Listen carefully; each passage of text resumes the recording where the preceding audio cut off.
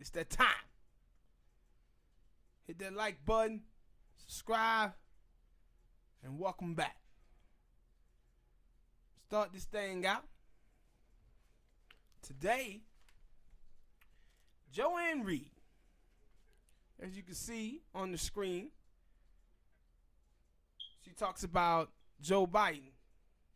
And a brother comes in and he tells her, well, if Joe Biden doesn't have any tangible policies for ADOS, that's a no vote for him. And you see what she says. Now, this is a thing with what I call the opposition to ADOS. I said, when you watch these people believe that black people asking for something for their vote and saying that they're not going to vote if the people don't say they're going to do something for black people is voter suppression. So basically what these people are telling you is that the only thing you can do as a black person in America is vote for other people's interests. And if you choose not to, you pro-Trump.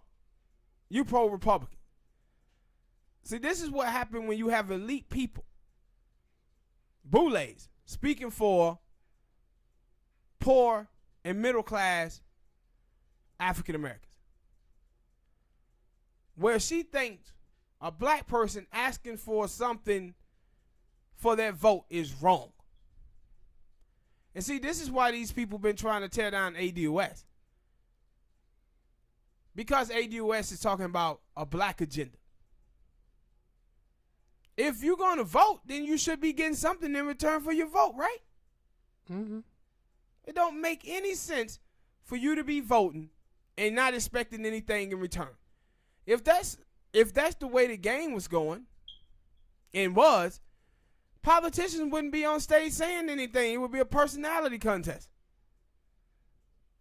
And this is why you see with people like Kamala Harris, Hillary Clinton, Pete Buttigieg, all of these people are not running on policies to the African American community. They are running on personality. Oh, can I eat this chicken with my hand? Oh, look at me pouring hot sauce on my collard greens. I listen to Cardi B too. No policy whatsoever. And people like Joanne Reed, this is exactly what she believed that we as African Americans supposed to accept. This type of foolery. This fuckery. And sadly, for like 50 years we have. We let Bill Clinton get away with going to a soul food restaurant with Donna Brazile. She said, I knew he was with black people the moment I seen him order some black eyed peas. Woman, don't you know all people in the South damn near eat black eyed peas? This is like stupid black folk when I was in high school would say white people were cool because they smoked Newports. Like, the bare minimum. We fall for the bare minimum while wanting other African Americans to jump through hula hoops to get our respect. But we allow for white people to do the bare minimum. And we jump over them with praise. But Joanne Reed and people like her just won't stop. I said, what you hear is fear-based tactics from people like her because she falls for fear-based tactics. This whole thing is I'm afraid of the Republicans. And I said, you see, the thing with the Democratic Party and the establishment is this. They look at white Southerners and they say, ooh, disgusting, racist, sexist, homophobe. But then do everything in their power to get white moderate who is racist, sexist, xenophobes. Because of the states and where the states are at in the Midwest. We got to get the purple states. How do we get the purple states?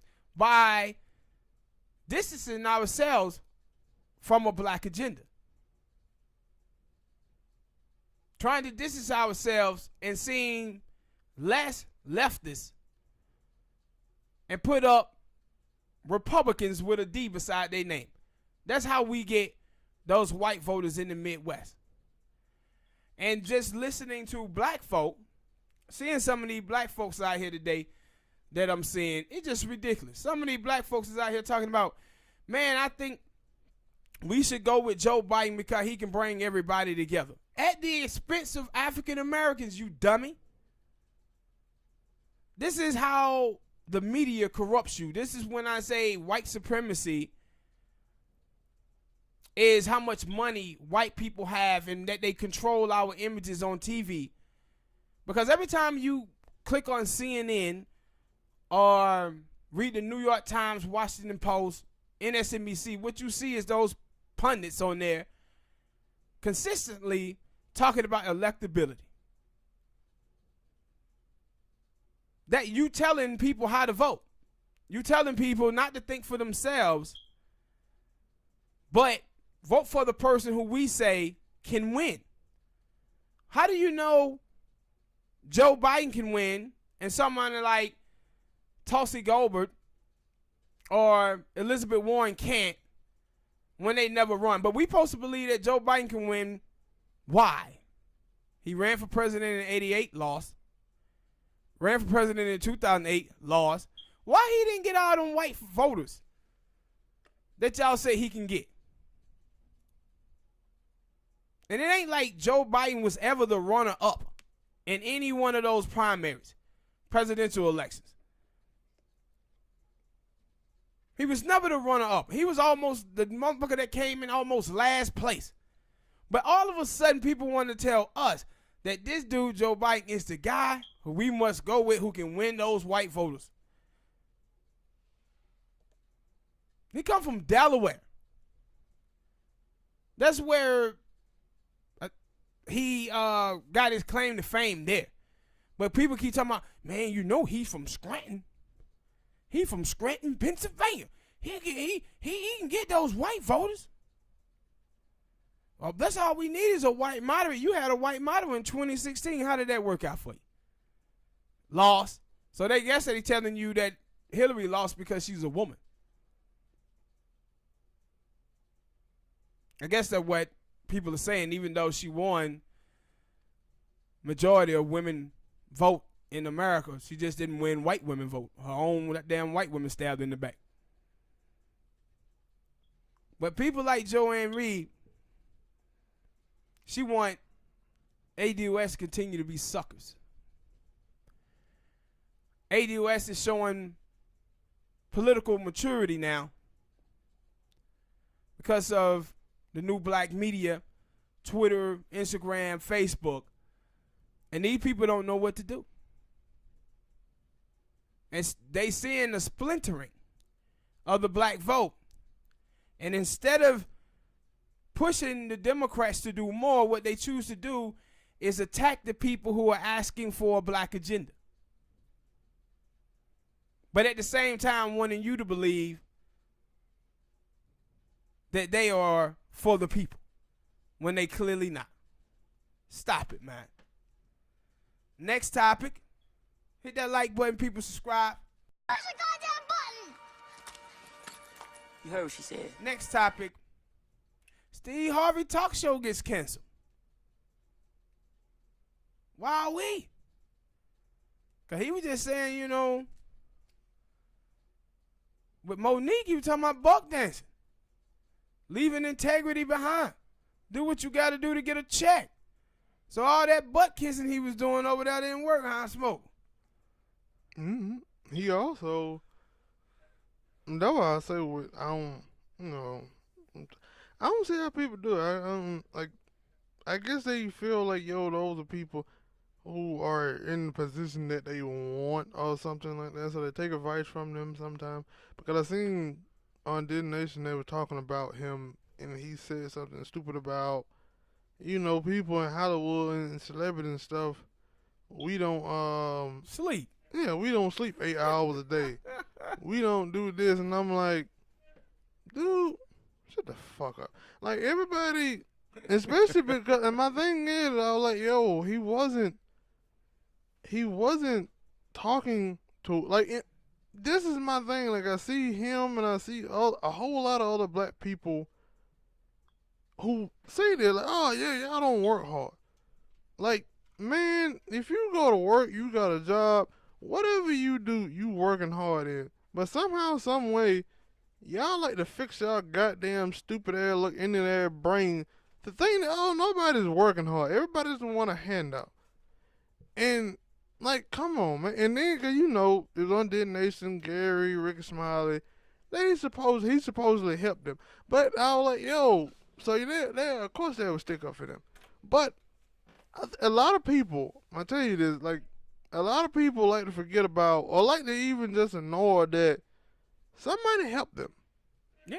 They like to think, like, no, I did everything for myself. I had a little radio, I had a little bougie camera, and I did little fake little TV show by myself. I built this thing from the ground up. Then why don't you have your own TV station?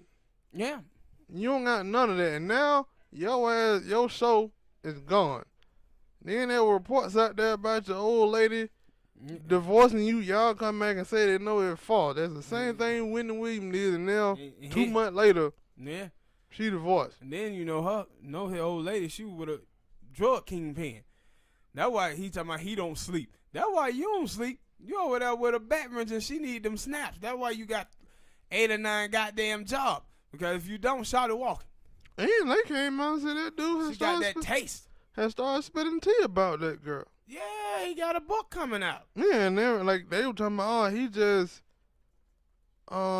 he's something. And I'm like, no, man. When somebody, like, I get, yeah, that what it is. It people who they like, and I always said that, that's why I used to say that about Charlamagne, that people who have their favorite, they act like they don't see their flaws. See, like, they like to say, oh, everybody have flaws until it comes down to their favorite people. Yeah, but see, you correct. But what are they doing? What I said before. You have to understand whether or not your friends want real friends, or do they want someone who to validate their poor behavior. And what you see Charlamagne does, and the people you talking about, it validating their homies' poor behavior. And then, like, yo, I'm not. What Steve Harvey said was dumb. I'm tired of this notion that people in general, whether it's in America or wherever else, because let's be honest, in other places they still have slavery. They still having people as slaves. So what? They ain't working hard? Yeah, and that's just stupid anyway. Like I said before, when you speaking on black people, if you say black people have more if they work hard, if that were true, we'll own the country because the slave built the country. Yes. It don't make any sense. This is that bootstrapping mentality. Yes. And I said before, we have been conditioned in this country to always blame individual and never lay a hand on capital and government, which costs us most of the problems that we having in this country. Yeah, but my thing is, when they say work hard, then what is the drug dealer who is out at 6 in the morning to 12 or 3 at night? He ain't working hard.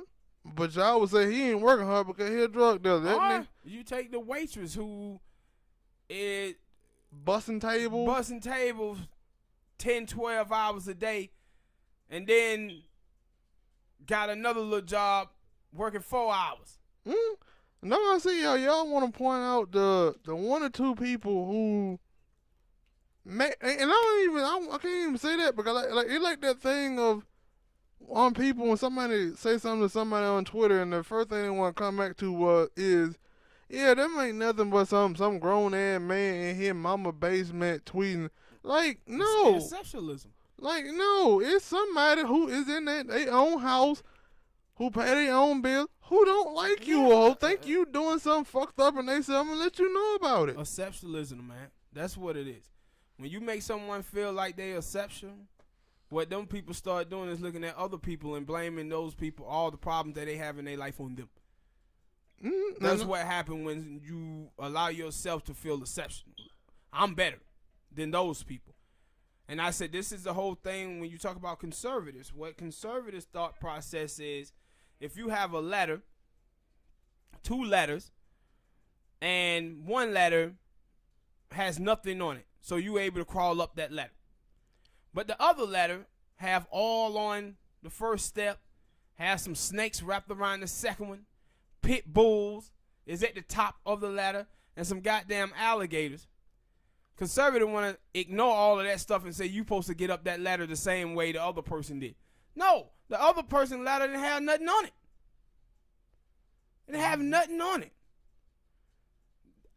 So if all of that stuff on that ladder, if I have a harder time getting up that ladder, you supposed to look at that ladder and say, oh, that's why he's struggling to get up that ladder. Not look at a person and say, oh, man, you ain't trying hard enough. That's what it is.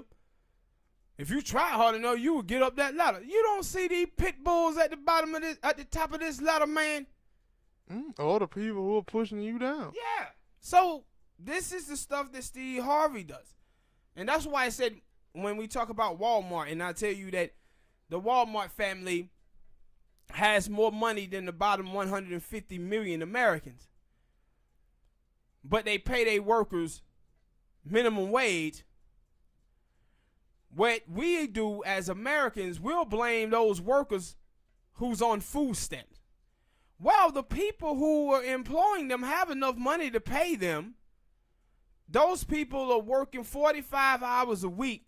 Anybody who's working 40 hours a week or 45 hours a week deserve a livable wage.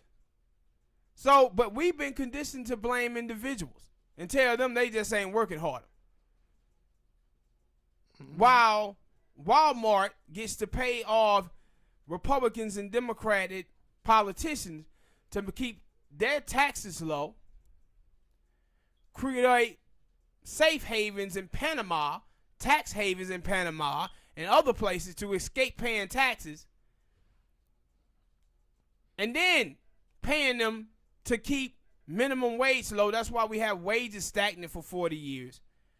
And then we turn around and blame the individuals and say they the problem. Because we've been conditioned this way, bro. And I said the thing is with Steve Harvey, too, is that the Monique thing. The Monique thing of him doing the little foolery in that interview, and then a month or two later, all that buck dancing in your show get canceled. But he wouldn't look at that as a big love, because like you said, he out here working 4 or 5 jobs and shit like that. So he would just look at that as, oh, that was a minor setback. But not knowing that, yo, that's your personal show. Yeah, that's the biggest one right there. That talk show is the biggest one that he had. When you think about all the books and stuff that he wrote, all of that, that show was the premise of it. That's how he got that show. The show is the big thing he had run. It shouldn't have got that. Now it's gone. Hit that like button, people. Subscribe. Push the goddamn button! You heard what she said. Next topic. Aisha Curry. Steph Curry's wife made some comments that stirred up the internet, where she basically says that men don't hit on her, but women is always hitting on Steph Curry. Now, people is getting on her about the fact that they say she's insecure. But people are missing the point that she's telling you that men respect Steph Curry's relationship to her, while women are not respecting the relationship Steph Curry has with her. People are missing that point to try to make it seem like, oh, you know, women have everything and still be insecure. Yes. Yes. We've been know that. I've talked about that many times, about how girls are attracted to patriarchy. And a girl will want a man to hit on her just so she can turn him down. Women are like the stock market. With the stock market, a little something go bad and the damn Dow Jones go down 600-700 points. It's fragile. It's fragile. And women's self-esteem is fragile because women don't live in reality. They live in the world of Hollywood and TV. Whatever television tells them to be attracted to, that's what they're attracted to. Whatever television tells them is the hot look, this is what they think they supposed to look like.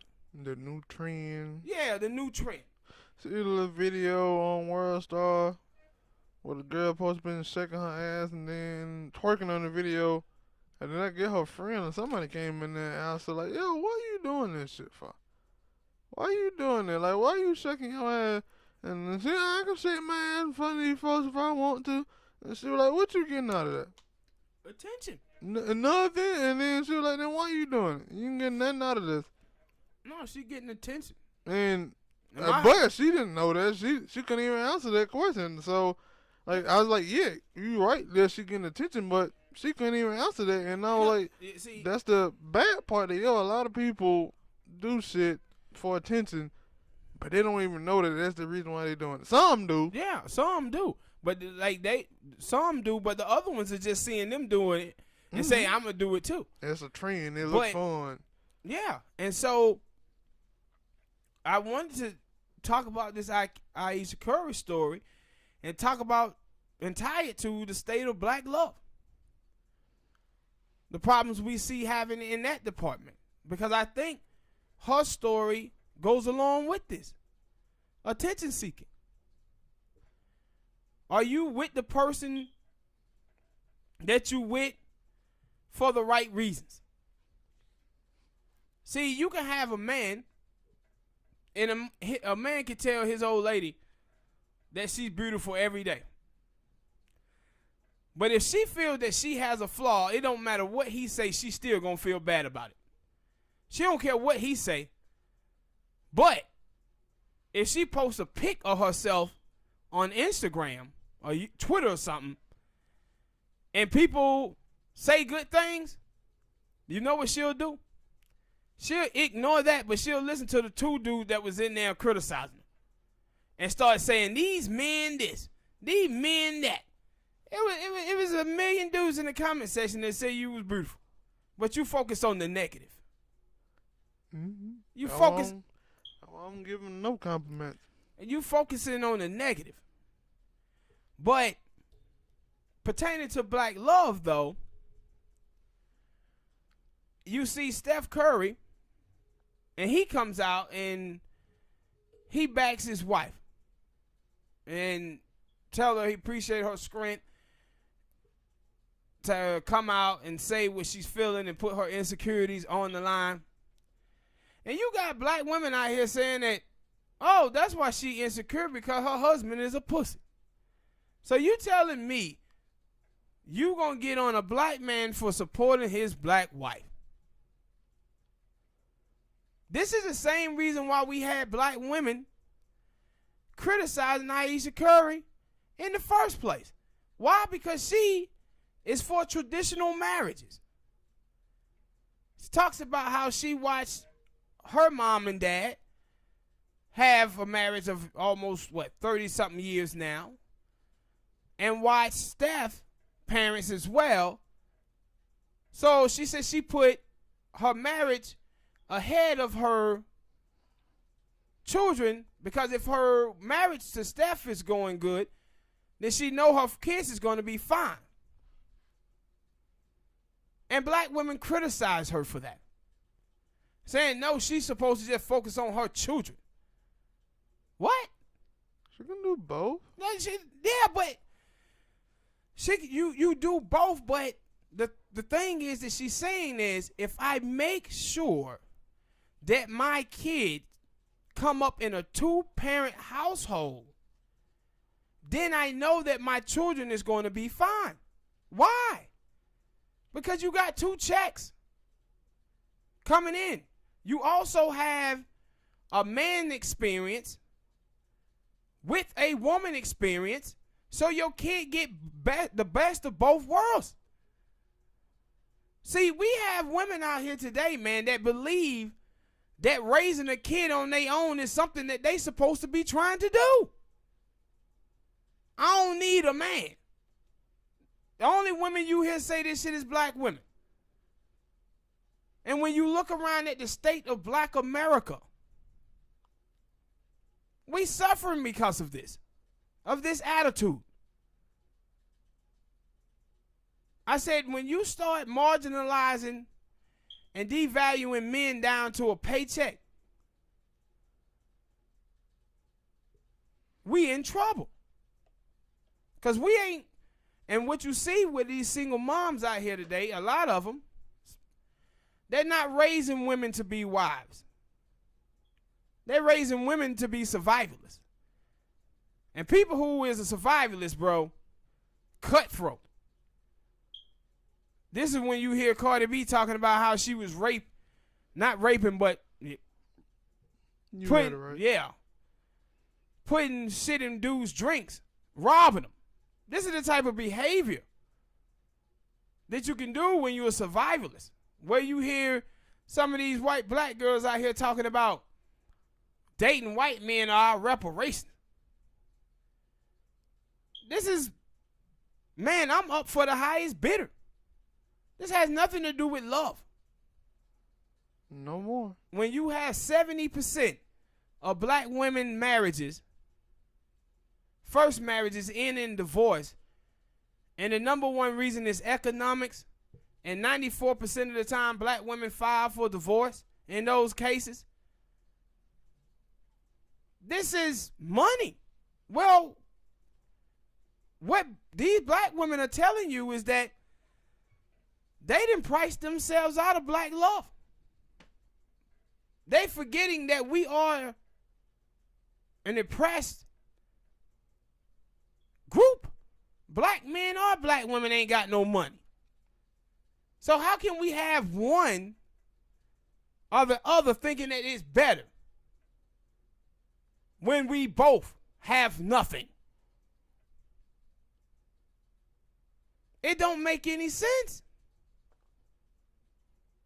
This is just like the dudes who out here who marginalize and devalue women down to tits and ass. Like,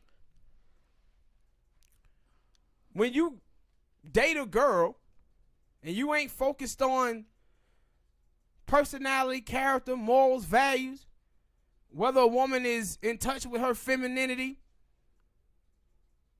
or the fact that she allow you to be vulnerable around her so you can tell her your deepest thoughts. If you're not focusing on that stuff, man, don't be surprised when you end up with a baby mama. We out here in the hooker and John mentality. Men marginalize women down to tits and ass, and women marginalize men down to a paycheck. And we out here talking about this is a relationship. I was listening to Tone Talks last night, and a black girl calls up to the station, and she talks about how her boyfriend wanted to propose to her, and she picked out this ring. She said the ring cost $4,000. She said as she at work, people comes in there and they keep asking her about this ring. And then she started feeling ashamed. She said, this ring don't match my life. She said, I'm poor, but I'm sitting in here with a $4,000 wedding ring. Do that ring, only thing that ring supposed to do, that ring supposed to represent your husband's love that he had for you. It's a symbol of his love. That you worrying about how much the price of it costs. You ain't dating your husband, you dating his wallet. And she talked about, she recognized that. That why am I sitting up here with a ring that costs $4,000? And I said, this is the problem with black people. Black people don't want to be wealthy. Black people want to look wealthy. They want to have that middle class car, that middle class home, Gucci, Prada.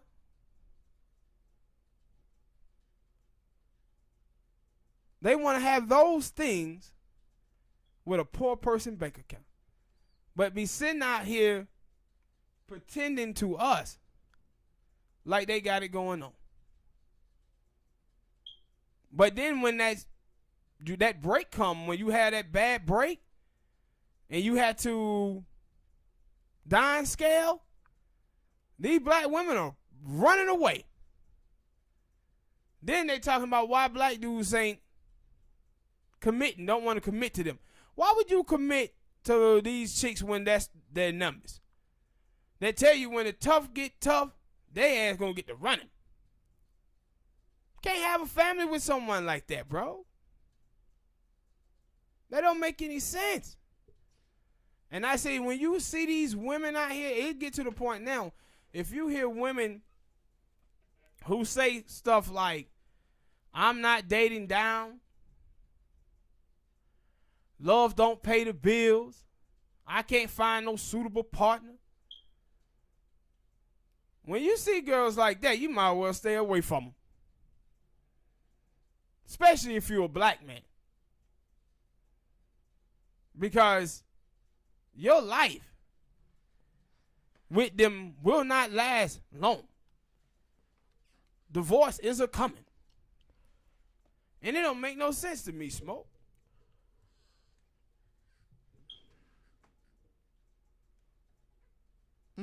I ain't got nothing to say on that because, like I said before, it's a part of the reason why I want to get married and have kids. Nah. And I said, we have this conversation about toxic masculinity in our community, but we don't never have that conversation about toxic mothers.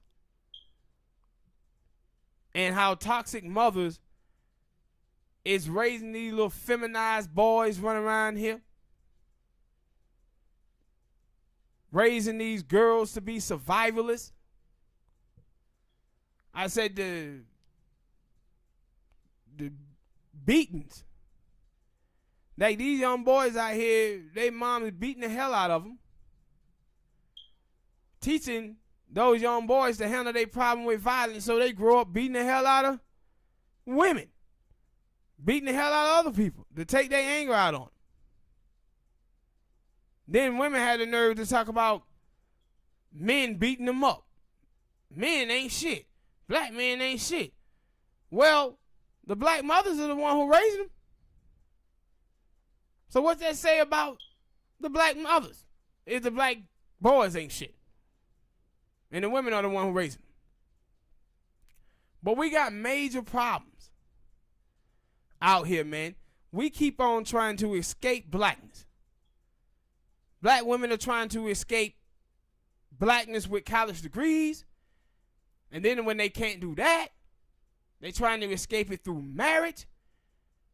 And then when they can't do that, now they out there trying to seek out white zaddy. White zaddy gonna save me from blackness. That's why they praise Meghan Markle. Praise Serena Williams the way that they do. White man gonna save me from blackness without realizing the white men and white women are the one who created your blackness. Their lineage is the one that oppressed you and oppressed your men. It don't make any sense, bro. But hit that like button, people. Subscribe. Push the goddamn button! You heard what she said. Next topic.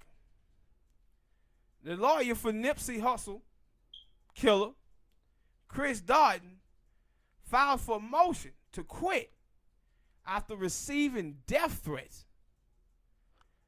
This is the same guy, mind you, that was on the prosecution team to prosecute O.J. Simpson. And he ran into trouble with the black community then.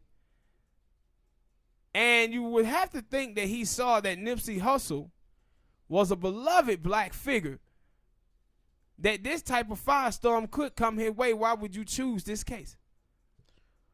That's why I always say that sometimes.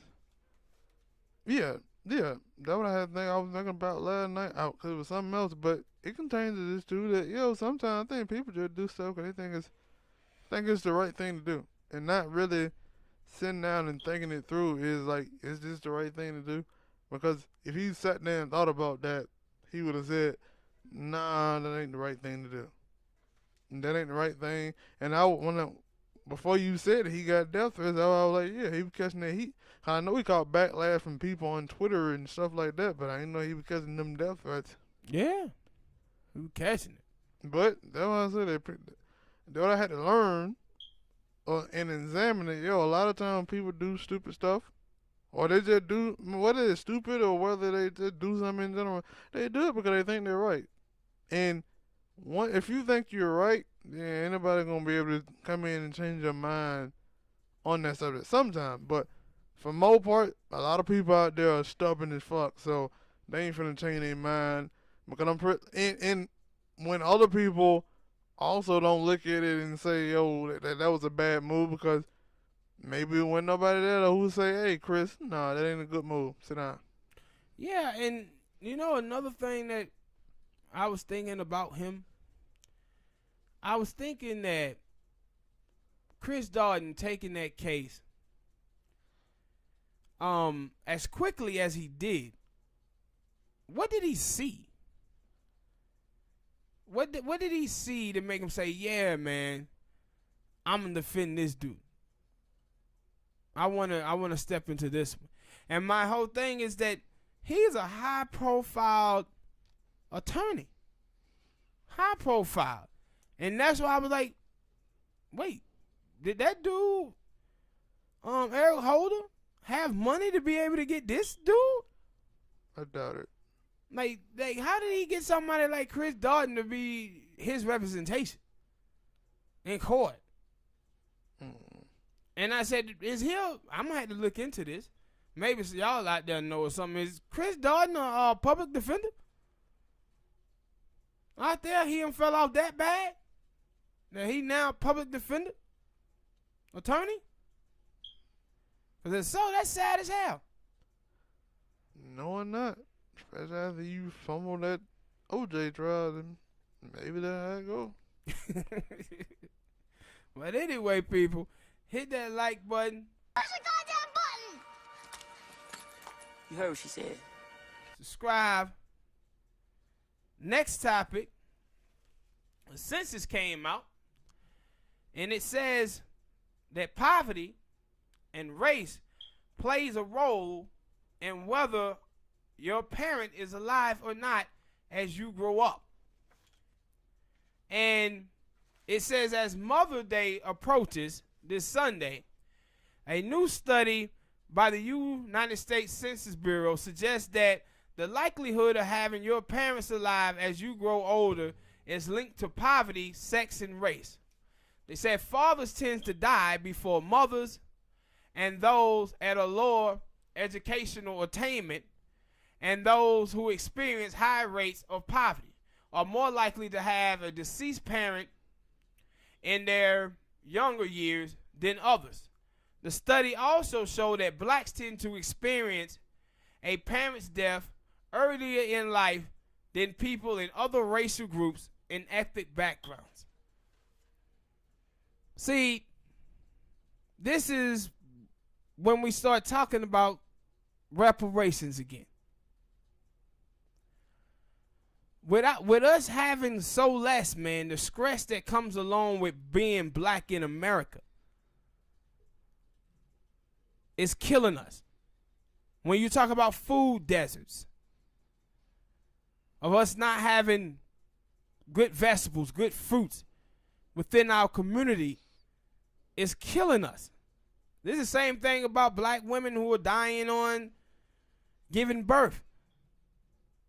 Did a study and they found out that the stress of racism that black women faces causes them to die. Because of depression. We have so much depression in the black community, it go undiagnosed. Why? Because we ain't got the money to be going to no doctor to get diagnosed. And we keep having these studies over and over again. When people talk about working hard with Steve Harvey, people are working hard in this country and not getting over. So when you work hard in your life and you still don't get over, you know what type of stress that'll cause you in your life? And that's why I said again, we can't be running from blackness anymore. We got to face it. Because these poverty numbers is devastating. They telling you that no, that poverty and race plays a role heavily in whether one of your parents is dying. Why? If you black, look at your parents. Look at them working 2-3 jobs and still not making enough money. The stress. This is what I was saying before about black fathers. People talk about black fathers like black fathers don't want to be in a household. I said, do you know what it's like for a man to want to provide for his family and can't? The type of toll and depression that it puts on him? No, people don't care about that, it don't seem like. But this census study here shows you that it plays a huge role. And whether your parents are dying or not. And I said, we are politically illiterate and the same with our life here in America. We don't know what it is to be black. We don't know what it is to be black in America the way we supposed to, fully. And that's why I said anybody who's telling you they ain't for reparation, they ain't paying attention to the data. Because they don't have to. Yeah. They in a better situation now. Yeah, you absolutely correct. They in a better situation, though, without proper black leaders, and this is what happened. Though you get how much, no matter how much, they ain't even in the office anymore, but people still talk about and chat about Barack Obama and, I forget his wife's name. Michelle Obama, but they wasn't great black leaders. They weren't great black leaders. They said things that white people would say bad about you, and you'll be mad about that. Yeah, exactly. Like if you go read the speech that Obama gave at Howard University, not even that, damn near every speech that Obama ever gave when he talked to black people was him talking down to black people. He was basically blaming black people for their problems. Mm-hmm. And see, this is the thing that I said I always have a problem with, and when we just talk about white privilege. But what we don't understand, there's a lot of black people in this country who come from privilege too. Yeah. Who come from privileged backgrounds just as well as those white people. And when it comes to black people, they think the same way that white people think about black folk. They live in the area. They pick up on things they shouldn't. They in proximity to that white freedom. No, I always say that, I applaud the people like T.I. who seems to look back and say, I know that I was poor, and it was a reason why I was poor. I look back, I applaud the other people who take those stances, but the other people who try to not, that they don't even acknowledge reparations. They don't acknowledge other, like, and there was a thing with T.I. that he was like, yo, I don't need reparations, but shit, there's a lot of poor black people out here who do. Yeah. So you applaud those people. But for the other people who just sit here and say, oh, well, I think that reparation is a good thought, but I don't really think black people need it. Or they say stuff bullshit about black people working hard. It's like, yeah, that's ridiculous. Y'all been living around no white people. And you would say, yo, I don't do anything. I'm not trying to appease the white people, but you are. And it also, them also coming up in those black churches. Yeah. Like, black churches then taught black people that they can pray the poverty away. They can pray the oppression away. They can pray the depression away. And you can't. Let me know which one of those American religion is African based. Yeah, now one of them. Now one of them. So you taking cues from white people. Yeah, every aspect of our life is. That's why I said it gets to a point where black people have to decide that they no longer want to be white people's children. Because now we walk around with their religion, we walk around with their language, we walk around with everything. This is almost like a kid that was raised in a racist white family. Chances are that kid gonna be racist when he grow up. If your mama is a thought, the chances are you gonna be a thought. The chances are you gonna be a thought, because that's what she gonna teach you. Thought behavior, thoughtism. And with our religion, but you always see how religion is like backward, because we have blacks and whites looking up to the same gods, Christianity, but you got white Christian church and black Christian church. If they all was the same and praying to the same God, those churches supposed to be mixed. Mm-hmm. But it tells you that white people are apart from black people. They want to be away from black people. No, I always again when we talk about religion and I talk about it, because at least I do. Like, I hear people who, like, especially when like a kid shoots up at school, or a white person shoots up at school or something like that. Or white people that do something racist, and they're like, oh, well, yeah, that's the devil work. Like, so you saying those people didn't believe in God? Yeah, a lot of them do. They don't go to church. Like, I never understood that about, like, the movies, like the movie Godfather and stuff. Like, yo, these dudes used to be a stone cold killer, selling drugs and doing all this, but then they still went to church. Mm-hmm. How is that? But I said, what we doing here at the Lib&Smoke Podcast, black people, before and now and in the future, we're going to be tying all of these things, putting together a puzzle to show you why it is reparation is needed for African American. See, we as black people, we see these struggles, and we don't understand why it is we in this place. But then you have people like Steve Harvey come and tell you it's because you ain't working hard. It's because you don't have a college degree.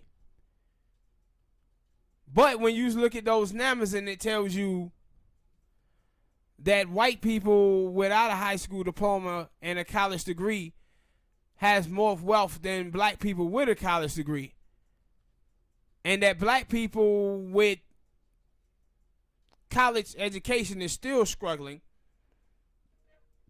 then why is that? But you would think people would, you can ask any sane person, hey man, if you enslave someone for 244 years and then 100 years of Jim Crow, do those people catch up just by people saying that they can be free and they have civil rights? And that person would tell you, hell no. The other person had damn near 100, 300-year advance. They had money, ability to get money, to get housing. passed money down generation after generation to their families, while the other ones didn't. They're going to struggle. Even if they succeed through education, they still going to struggle because the people who enslaved the other, their family members is going to have inheritance and money that's going to be passed down through their lineage, while the others ain't going to have nothing. So what you have with people in this country, that white people are able to graduate college and be freed up. They taking home that whole check. While we are black people, we sitting around here thinking, okay, I make $70,000 a year, man, that's good. Not when you sit down and add up all the bills and stuff that you got to pay, and that $70,000 ain't got you saving any money. Or you don't have any assets, like owning a home or having stocks. That $70,000 ain't nothing when you living paycheck to paycheck. And that is not your fault. That's what the country did to you. And that's why reparation is needed. So that when black people do graduate college, they can have inheritance and pass down to our children. I said, we sitting out here talking about building generational wealth without any money to build the wealth with from the beginning. I said, we out here looking at white people's moves and acting like it's us. That ain't us. We didn't come from that lineage. Like the homie Coach said. He said white people were running a race against the rest of the world, and we were their shoes. Then they took the shoes off and put us in human form and said, run and catch up. And we have fallen for that trick. Not recognizing them folk had a 400-year head start. Do you know how much money that is? How much wealth that is? A couple years ago, they was like, yo, they owe the slaves the ancestors of the slave $14 trillion. Black people will beat you up for $100. But don't want to lay a hand on the United States government that owes them $14 trillion. Talking about, nah, I don't need that. That's a handout. Nah. When somebody owe you something, that means they owe you. A handout is asking somebody for something who don't owe you. And the United States politician owe black people, the United States government owe black people $14 trillion, and the politicians are coming out asking for a vote. That's like somebody borrowing money from you, and then the next time you see that person, they asking you for more money without having never paid you before. And if you ask them for your money, they say, man, you asked for a handout. No, I'm asking you for what you owe. This is what you owe me. This is all my people. But, man, we got to get off this. That's the thing we trying to defeat. We got to defeat this bootstrapping mentality that have been sold to black people. It's killing us. That and always blaming individuals and never blaming capital and government. It's killing us. All right, people, hit that like button, subscribe. Push the goddamn button! You heard what she said. Next topic. This young lady named Natasha Times. She snitched on a black woman. For what, you may ask? Eating. Black woman, I guess it was on a train. Black woman was eating, and I said she went straight Becky. She went straight up Becky. She pulled out her phone and started recording this black woman eating. And then tweeted it. Tweeted the pictures to the train that she was on, She tweeted it to that company saying, look at one of your employees eating on the job. This is going out of your way to snitch on somebody. And the reason why I want to talk about this story is because this Natasha Times, she's one of those people of color. She's one of those people of color. And what's bad about this is that people of color like her are often hold anti-black thoughts. And people of color nonsense is often upheld by black people, but is not maintained by others within. We be sitting up here including these people when we really mean black. We really mean black, but we be sitting up here saying people of color. While the people of color is out here discriminating against black people just as much as these white people are. Why are we sitting up here including them in our struggle? I just saw another census that says more Hispanics are now claiming to be white. No, these people are not proud people of themselves. They too much trying to attain whiteness. And we keep including them in our struggles. And now we have done this so much that when you say you want a black agenda, they're like, nah, you being selfish. How the hell black people gonna be selfish when black people constantly talking about people of color, women of color? We include them in everything. Include them in everything. And like this, I said, this woman is on here going out of her way to snitch on this sister.